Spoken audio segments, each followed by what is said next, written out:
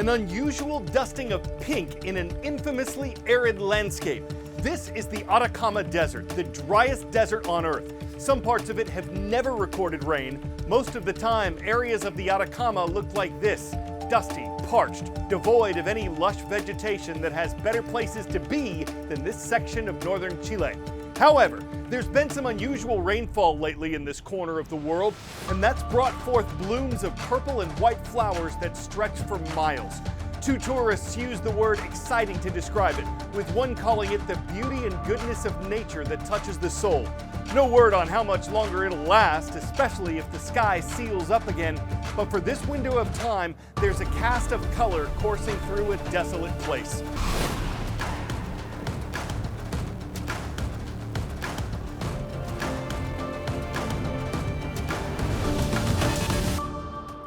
Fridays are awesome! Won't be the last time you hear me say that. My name is Azuz. I'm excited to be bringing you this Friday edition of The World from A to Z.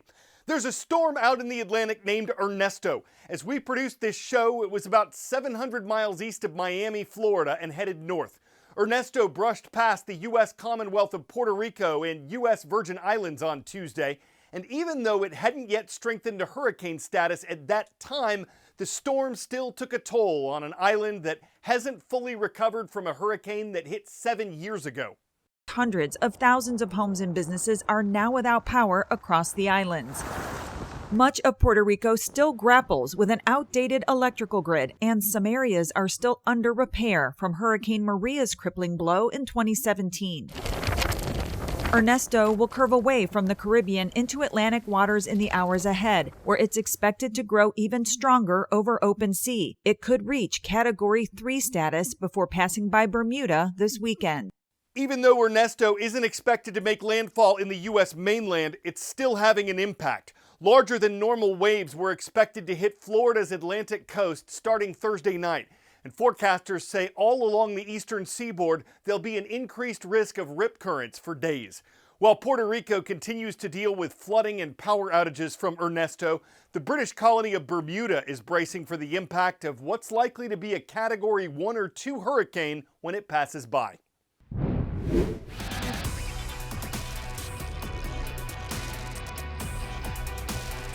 Where in the world? This place was part of Mexico until 1848. It became a U.S. state years before others in the region. It is the most populated state in the country. This is the Golden State of California, home to more than 38 million people. Marine researchers have discovered an ultra-rare 12-foot oarfish off the SoCal coast, and what's even more bizarre is exactly when the so-called doomsday fish showed up. Scripps Institution of Oceanography says it was a team of science kayakers and snorkelers that found the massive slender oarfish, which was deceased, in La Jolla Cove. They say since 1901 there have only been 20 confirmed oarfish sightings in California, one in 1996 that measured a staggering 23 feet long. Nicknamed the Doomsday Fish, legend has it the specimen's rare appearance acts as an omen of looming natural disasters. Laugh all you want, but this particular discovery in La Jolla was made just 2 days before a 4.4 magnitude earthquake rumbled through the nearby Los Angeles area. That's a coincidence that seems less fishy and more freaky.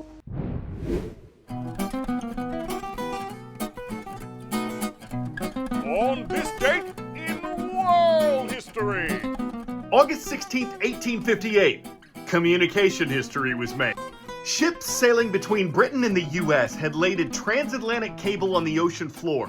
It was used on this date to send the first transatlantic telegraph, which read, "Glory to God in the highest, and on earth peace, goodwill toward men." It was part of a congratulations message between British Queen Victoria and U.S. President James Buchanan. It proved the technology was possible, but it wasn't reliable and stopped working in a few weeks. August 16, 1896, a trio of prospectors found gold in a creek in Canada's remote Yukon Territory.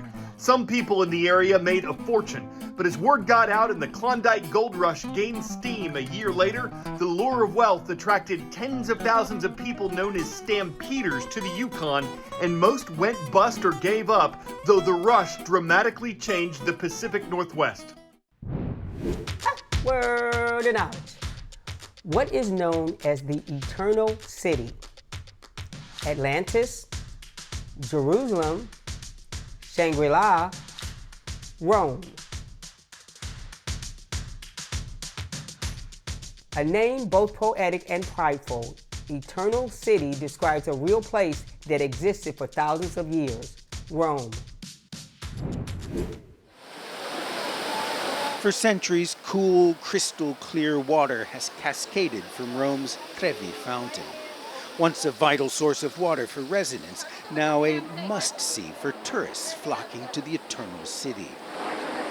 Most perhaps unaware that this masterpiece of Baroque art is fed by an ancient aqueduct. The secret lies far below. Down a corkscrew staircase, 25 meters or more than 80 feet below the surface. To an underground aqueduct the Romans called Aqua Virgo, virgin water. Some Roman historians say the name came from a young woman who showed parched Roman soldiers where water bubbled to the surface east of the city. We wade through those waters with Marco Tessan, whose job is to make sure Rome's aqueducts continue to flow. In Roman times, he tells me, the water was much higher, designed to bring as much water as possible to Rome. At its height, ancient Rome had more than 1 million thirsty inhabitants. In total, the ancient Romans built 11 aqueducts to provide water to the city. This was the 6th one. It was built 2,043 years ago, and it's still working. The other aqueducts, all above ground, were destroyed as the barbarians overran the empire. The Aqua Virgo, almost completely underground, was spared. Today, its waters feed the Trevi and other fountains and irrigate many of Rome's parks. It's the task of Acea, Rome's water and electricity authority, to prevent harm to the monuments that make this city unique. We have a variety of treatments to eliminate salts and calcium to make the water as neutral as possible to avoid damaging the fountain, Marco says. A feat of engineering more than 2,000 years old and still flowing strong. They certainly don't make things like they used to. Every once in a while, we see a mascot that totally makes sense. For instance, when your school is Eagle Pass Junior High and your location is Eagle Pass, Texas, of course your mascot would be the moose. Just kidding. Mrs. Munoz's students are eagles. We're visiting Old Dominion next. That's Virginia. That's where the Comets from Coach Riddle's class are watching from Halifax County High School in South Boston. And while Utah may be more prone to blizzards than hurricanes, Hurricane Utah is home to Hurricane Middle School. The Tigers are on the prowl in Mr. Schulzen's class. We'll start this one with a direct quote from one of the people involved. Because I'm into cars and she's into water, so I honestly just want to find something that fits both of us. Fits both of them, it does. Is it a car? Is it a boat? Yes.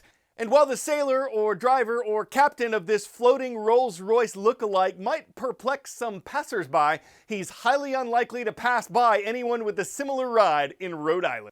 Well, I guess if Hyundai can have a Tiburon, Plymouth can have a Barracuda, Mercury a Mariner, and Corvette a Stingray, who's to say a Rolls can't make waves when fitted for a good sail? Might take a yacht of effort, but seems a seaworthy voyage of engineering. I mean, after all, whatever floats your boat, y'all. I'm Carl Azuz. Thank you for watching the world from A to Z this week, and thank you for making it a good one. Have an amazing weekend ahead. You mean the world to me.